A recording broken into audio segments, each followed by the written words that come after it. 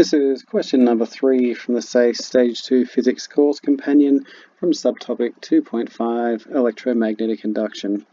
Here we have a square loop of wire with a side length of 14 centimeters moving from a region of uniform magnetic field of strength 23 millitesla to a region with zero magnetic field strength in a time of 11.4 milliseconds.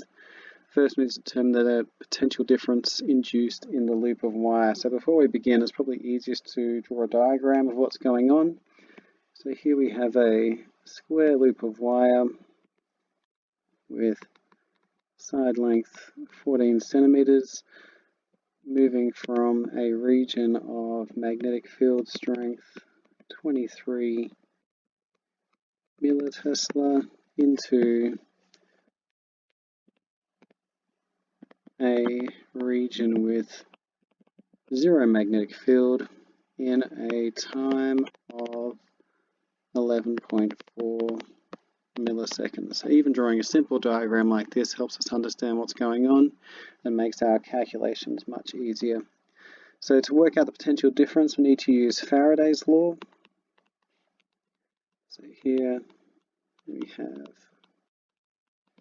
Faraday's law, or at least the mathematical version of it, which is the EMF induced is given by the change in electromagnetic flux over change in time, and we know that the electromagnetic flux is given by BA, where A is the perpendicular area, so change in BA over change in time.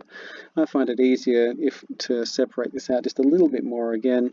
Since the area is remaining constant, it's only the magnetic field strength which is changing, we can write this as A multiplied by change in magnetic field strength over change in time. And now it's just a matter of working out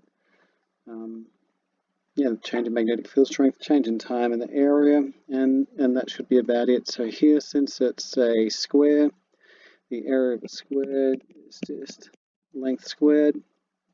The side length of the square is 14 centimeters. We need to make sure we put that into meters, so that'll just be 0.14 multiplied by 0.14. The change in magnetic field strength is from 23 down to 0, so the change is that 23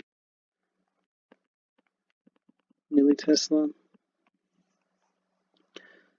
and the change in time given in the question is just 11.4 milliseconds.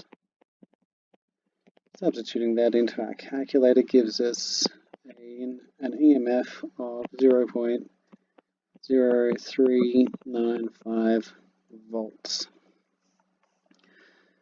Now part B asks us to use Ohm's law to work out the current in the loop if the loop has a resistance of 230 milliohms.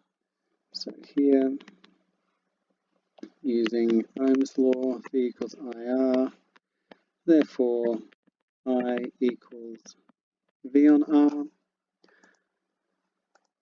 And the voltage is just the voltage that we calculated before, so 0.0395 divided by the resistance of the loop, which is given in the question, 230 milliohms, 230 milliohms, and substituting that into the calculator gives us 0.17 amps.